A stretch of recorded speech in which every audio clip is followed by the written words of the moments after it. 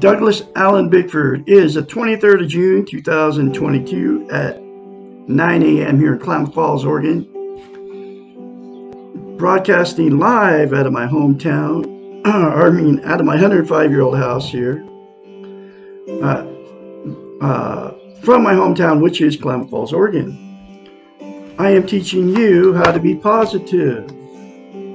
We can all be positive. It depends on you, okay? You have a choice to make. You can be positive or you can be negative, okay? We have all caused pain and to others and ourselves, okay? That's a fact of life. You have to be able to accept that fact that you have caused pain to yourself and others, okay? And once you accept the fact that you have caused pain to yourself and others, then here's the fix for that. So you can be positive, okay? Like I said, once you accept that fact that you have caused pain to yourself and others, the way to be past it and let go of that, okay, is to first of all ask God for forgiveness if you believe in a creator, or ask forgiveness from yourself if you don't believe in a creator. Ask forgiveness from God. I call the creator the Great Spirit. Ask God for forgiveness for your mistakes of causing pain to yourself and others. And then forgive yourself. Let go of it. Because when you let go of it, you'll let go of the guilt associated with your past mistakes. We're all human. We're allowed to make mistakes. And then forgive yourself. Get on with the business of living and let go of it. And then, because if you don't let go of it and ask forgiveness for it and forgive yourself, it causes guilt. And the guilt will make you do the same thing again until you accept the fact that you've caused pain to yourself and others. And then ask forgiveness for it and forgive yourself for it. And then you can let go of the guilt, also will go away. Then you won't repeat the same behavior. That's the way it works, folks. It all comes from this book right here. Her name is Dr. Susanna McMahon. She's a psychiatrist. She is 73, lives in Midway, Texas with her husband. She wrote this book 30 years ago, and every chapter, and it doesn't have chapters, it has, I call them lessons, it's in question form. Talks about how we've been taught and trained not to love ourselves, okay? And not to have self-esteem, self-worth, self-confidence. She has got a doctorate in psychology, so it makes her a psychiatrist. She also has a master's in philosophy. The main focus of this book is to teach you how to love yourself, and what that is. It's also known as self-esteem, self-worth, self-confidence. It's how you feel about yourself inside, okay?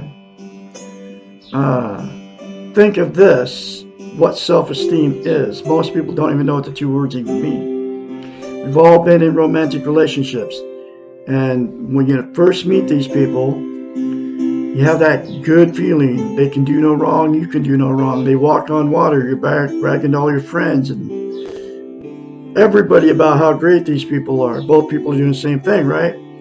Well, what self-esteem is that good feeling towards yourself. I've had it several times. So, a psychiatrist, Dr. Susanna McMahon, okay, has had thousands of clients. She wrote this book 30 years ago, like I said, okay? She knew that as a psychiatrist, in order to fix her clients' unhealthy minds, that's what they would hire her for and pay her big bucks, she had to give them a way to give themselves self-esteem, self-worth, self-confidence, self-love. Because nobody can give you self-esteem except for you. Okay. So she came up with a concept. It's called mirror therapy. What she told her clients to do, thousands of them, is to say 4 things to themselves in the mirror daily without fail for the rest of their lives, period. Okay? I love you. I love my inner child. I'm worthy to be loved. I'm worthy to love. I am full of goodness. Those 4 things to yourself in the mirror will give you self-esteem. Her clients did it and attained self-esteem. You can do it and attain self-esteem. I did it and I attained self-esteem. Okay? You have to say it daily to yourself, and here's why. Okay? If you start lifting weights and you stop, you have to start over from scratch because you lose muscle mass. Self-esteem is the exact same thing for the brain. So you have to say those 4 things to yourself daily in the mirror for the rest of your life, folks. It'll take you less than 10 seconds instead of criticizing yourself. I love Douglas Allen Bickford. I love my inner child. I'm worthy to be loved. I'm worthy to love. I'm full of goodness. Okay? And the reason she came up with mirror therapy, okay, and why she came up with mirror therapy is because we cannot lie to ourselves in the mirror. It's a psychological event that happens in our brain, and she knew it as a psychiatrist. So that's why you can get in front of the mirror in the morning or whenever you get in front of the mirror. We're all in front of the mirror every day. Shaving or whatever you're doing, brushing your teeth, doing your hair, doing your makeup as a woman, right? That's why you can say or think bad things about yourself, because you're not lying to yourself in the mirror, because that's how you feel about yourself. You can't say the 4 good things to yourself in the mirror and you want to turn me off because I tell you this and call me crazy or whatever, because you don't feel good about yourself. So you can't say those 4 things, those 4 good things to yourself in the mirror, because you cannot lie to yourself in the mirror, because that's how you feel about yourself. You don't feel good about yourself. Okay. So the reason that mirror therapy, or the reason that self-esteem is so vital, important, I can't even, tell you how important it is enough, how important it actually is. Okay. We can't be content without it. Okay. What content means is you feel good about who, what, and where you are. Okay. It's also known as internal peace. There are 11 things that people are using to try to be content, have internal peace. And they are Facebook, drugs, alcohol, sex, television, gambling, food, religion, another person, material possessions, or money. 11 things, right? All those 11 things are known as externals. They're outside of yourself. They will make you content, give you internal peace temporarily, but they will never, never, never make you permanently content and give you permanent internal peace. There's absolutely only one thing that will, and that's to attain and maintain self-esteem. And those 4 things to yourself in the mirror daily without fail will make you attain and maintain self-esteem. Okay. So here's the other thing about self-esteem. You can't love without it. You can't be loved without it. Okay. So what happens is 2 people that don't have self-esteem will attract each other. Okay. And then you'll either get married or get involved with these people, right? And then after the good feeling goes away that you had for that other person, which you thought was love, which isn't love, because you can't love or be loved without self-esteem. Then the relationship becomes toxic. That's when the fights and the arguments, calling each other names, getting in your car, going down the road. I got to get away from the maniac. That's when you go to therapy, you apologize to each other, and it just keeps all happening. The drug and alcohol use starts, the cheating on each other starts, the going to the bars, picking up people to have sex with, all, the new level of toxicity, the going to your family and friends and complaining about how bad these people are to you and how they treat you, both sides doing the same thing. So then because the relationship became toxic, because two people didn't have self-esteem when they went in, then you'll divorce or separate, okay? And then the same two people will go out and jump right back in another relationship, and the same thing will happen, just like happened in that relationship, because you got involved with another person that didn't have self-esteem because you don't have self-esteem. Okay? There's only one way to get in a healthy relationship, and that is to have self-esteem before you get in a relationship. It's why I've been married 4 times, okay? They call it relationship jumping, But I've attained self-esteem now. I have self-love, self-confidence, self-worth. And the next person I get involved with romantically will love herself, and I will attract somebody that loves themselves just like I love myself. But I doubt if I'm going to find it on Facebook, because most people are on Facebook because they don't feel good about themselves. So that's why I'm here telling you how to love yourself, attain and maintain self-esteem. Okay, and the next thing that'll happen, and two people that got involved without self-esteem, right, married or just together, they'll stay in that toxic relationship forever, okay, because number one, they're being codependent on each other. They don't want to be failures. They cannot be alone. They don't want to be embarrassed in front of their family and friends. Couldn't make it, right? Get all the criticism for not being able to make it, and then they're afraid to leave. Okay, so they'll stay in that toxic relationship forever. I know several in my head right now, but I'm not going to mention any names. Taking the emotional, physical, and sexual abuse, and then at that point it becomes a dysfunctional family, and then all that emotional, sexual, and physical abuse by all the children just gets swept under the rug. Okay, and then a dysfunctional family produces more dysfunctional families. A lot of that is happening too. I'm a product of one. Okay. And there's a lot of you out there, products of dysfunctional families too. Okay. So it just continues on down the line. And then the last thing that'll happen, excuse me, the two people that got involved with no self-esteem, right? Because of those same two people, because many failed relationships, many failed marriages, we'll just say, screw it, they're out of the romantic relationship, they'll quit taking care of themselves, and they'll just exit out, okay? And then they'll just stay at home using the 11 things to try to make themselves feel better, okay? Because you cannot be content without self-esteem.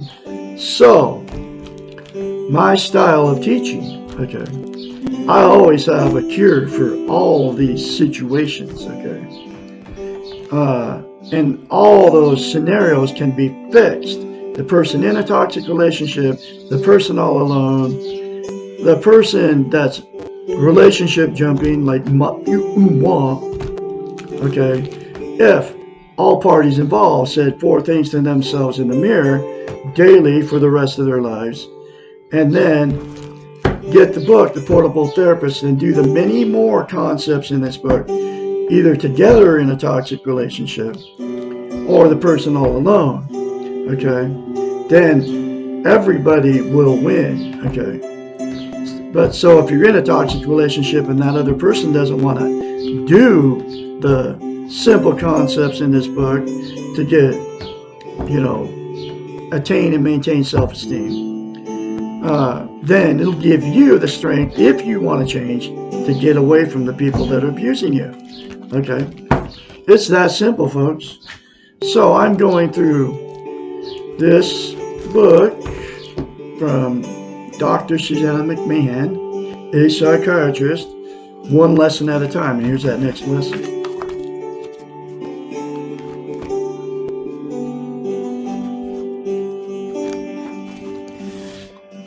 This is a very important chapter, folks. Who is this inner child? Lesson 38. Emotionally, we never grow up, and this is all true, and it's from a psychiatrist. Okay.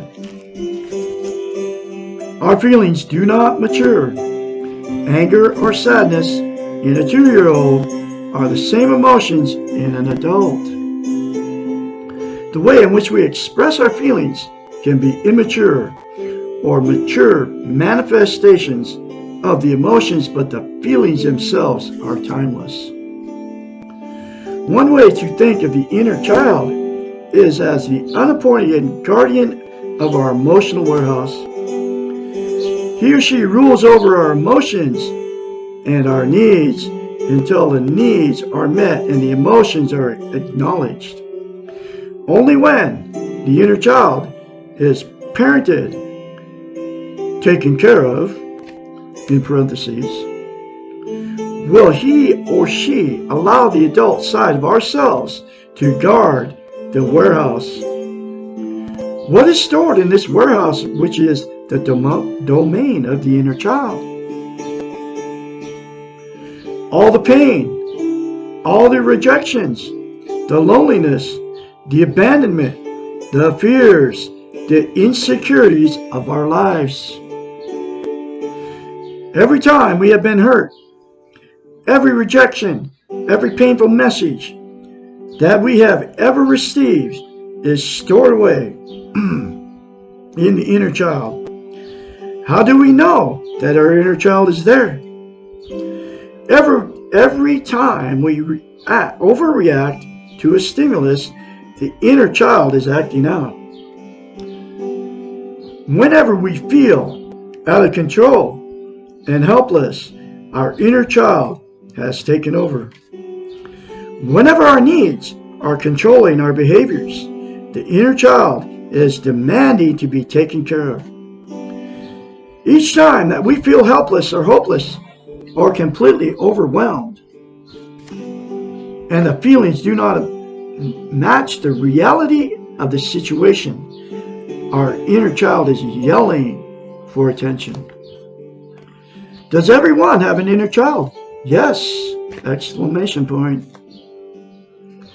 All of us began by perceiving the world through the child's eyes, and all of us have some memories of those perceptions. The child within us remembers the helplessness of feeling out of control. This child has countless experiences of unfairness, and he or she remembers all of them. This child personally knows how difficult it is to make sense of a world which is incomprehensible. The inner child has learned what works in the short term, and what works is to yell and scream and demand attention, or become passive, withdrawn, and helpless, and to wait for help. If help does not arrive, then hopelessness sets in. Whenever the child overtly acts out or passively withdraws, the inner child knows that he or she does not have control over what will happen. A healthy inner child knows how to trust that his or her needs will be met and this child learns how to delay gratification. Most of us, now think about this, unfortunately do not have healthy inner children. Do you know why? Because nobody's teaching it. Okay. Nobody's teaching it. Not on Facebook, not on the television, nowhere. You don't even hear the word inner child. Nobody knows we even have one. You don't know you have one when I'm talking to you. I didn't know until I read it from a psychiatrist, Dr. Susanna McMahon, and it changed my life. I have a healthy inner child right now. I never used to. All the way till 65 years living in, after I left my fourth marriage, living in an RV in Christmas Valley, Oregon. I kid you not. So I'm talking about billions of people on the planet do not even know we have an inner child. Okay. Now let's go on here. This is so vital, this information. Most of us are aware that we have several roles or facets of ourselves. The adult side, the child side, the parent side, the professional side, and so on. As adults, we tend to like the grown-up sides of ourselves and to deny or ignore the childish sides, especially when we are embarrassed by the behaviors exhibited by the inner child. Most of us are trained to, and here's where that training comes in, most of us are trained to feel that we should be grown up and tend to suppress our child. We certainly suppress the negative side of the child, the acting out side, but we also suppress the positive side, the spontaneous, excited, playful side. Our inner child will only be suppressed temporarily. The child will come out when we are least expecting it, and he or she will often behave in a shocking way. It is as if this child is trying to get back at us for not giving the attention he or she needs. Most of us listen to this, most of us are in a power struggle with our inner child. What we do not realize is that the inner child has control of our emotions while we try to control our logical thoughts. Excuse me again. As we know, perhaps too painfully, that emotions usually rule over logic. The inner child is powerful only when not recognized and when the pain is not acknowledged. This is the secret of the inner child. And I'm going to have that next lesson of what can I do for my inner child tomorrow. Okay, so be watching for that video, folks. But right out the gate, the first thing you can do for your inner child is to say those 4 things to yourself in the mirror. And that's what the second thing is. I love my inner child. Okay. Then you'll be able to get at all those emotions that your inner child is not letting you at. Okay. But all that will be in tomorrow's lesson. So remember to be positive. Say those 4 things to yourself in the mirror daily without fail for the rest of your life. Starting today, folks, I have confidence that you're going to do it. And that will start you on your journey to positivity in your life towards yourself and others. Start you on your journey towards attaining and getting a healthy mind. That starts you on your journey towards attaining and maintaining self-esteem, self-love, self-confidence, self-worth. You all have a great day out there on this Wednesday or Thursday. I'm going to have another lesson for you tomorrow. I'll be talking to you then.